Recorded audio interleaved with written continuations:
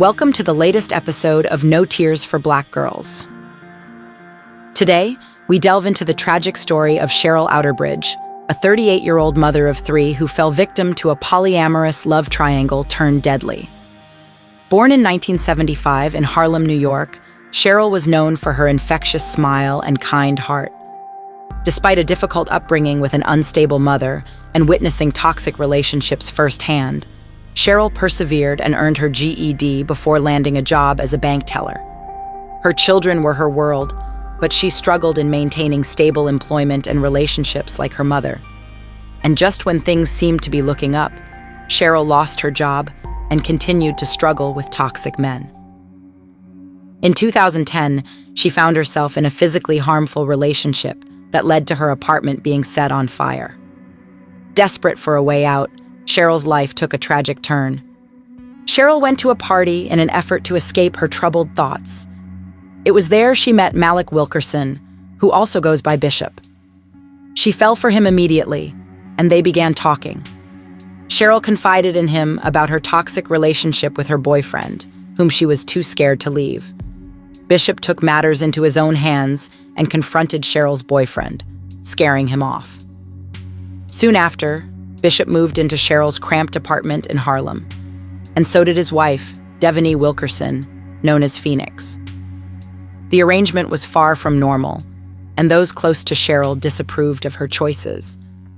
But despite their objections, Sheryl was unapologetically open about their unconventional lifestyle. One sunny day, she brought Bishop to a family cookout and introduced him as the Don. Despite their differences, Sheryl and Phoenix appeared to be close. Their three-way relationship looked picture-perfect on social media posts shared by Sheryl. They went on romantic dates together and had fun excursions like meeting a celebrity chef at Phoenix's workplace or building a snowman on a snowy day. Eventually, the Wilkersons moved back to their own two-family home in South Jamaica. Queens and Sheryl went with them. She had her own room in their rundown apartment. One time, when one of Sheryl's friends came over, the three of them sat on the couch together, while Phoenix painted the living room walls in the background. The dynamic seemed a bit strange, but Sheryl maintained the charade until it became increasingly difficult to hide the truth. Sheryl's return to her Harlem apartment was always marked by physical abuse, evident in the black eyes, split lips, and cigarette-shaped marks on her face. In November of 2023, she finally confided in a friend that Bishop had broken her jaw during one of their violent altercations. The love triangle she found herself in was far from balanced. Sheryl admitted that her true relationship was with Bishop, while Phoenix simply gave in to his will. Despite trying to stay at her own apartment, Sheryl would always end up back at the Wilkersons' place in Queens. They would come knocking on her door, ordering her to return like obedient little soldiers. But on December 2nd, 2013, Sheryl saw an opportunity for escape when she told the Wilkersons she was going to the store. She left at 7 p.m. and never returned. Bishop's rage knew no bounds as he frantically called all of Sheryl's friends, accusing her of seeing other men. Determined to find her and bring her back, Bishop and Phoenix drove around Queens in their beat-up 2001 Chrysler Town Country in the dark, early morning hours. Their search eventually led them to a train station in Jamaica, where they found Sheryl riding an escalator. With forceful hands, they dragged her back to their home in Queens. The couple was seething with anger at Sheryl for daring to try and leave them, and Bishop was convinced that she had been cheating on him while she was gone. After all, they claimed to have heard the voices of 4 men on her phone when they answered it upon returning home. As punishment for her attempted escape and perceived infidelity, Bishop and Phoenix gave Sheryl a series of harsh commands. It became clear that there was no escaping this twisted love triangle and its controlling hold on Sheryl's life. Sheryl complied with their every demand, her trembling body betraying her fear. As she stripped off her clothes, Phoenix's eyes landed on a new tattoo etched on Sheryl's behind, the word Bish, a pet name Phoenix had given to her husband Bishop. The ink was still fresh, a reminder of Sheryl's recent 38th birthday in October. But instead of feeling touched or flattered, Phoenix's rage only grew at this blatant display of intimacy between her husband and another woman. Without warning, Bishop and Phoenix unleashed their fury upon Sheryl, using anything they could get their hands on: hands, feet, paint roller, glass bottle, cigarette, cold water, and even a hammer. Sheryl pleaded for mercy as she writhed in agony, calling out for Daddy, a nickname that belonged solely to Bishop. But to Phoenix, it felt like yet another line crossed by Sheryl and her husband. In a fit of blind fury, they continued to beat and torture Sheryl until she was battered and broken. As dawn broke and Phoenix got ready for work the next morning, she claimed to have checked on Sheryl before leaving.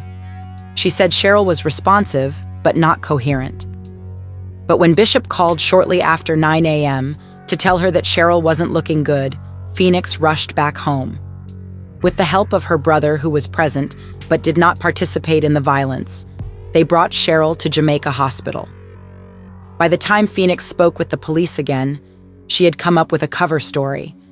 They had found Sheryl lying in the street near a train station with a gunshot wound to her head.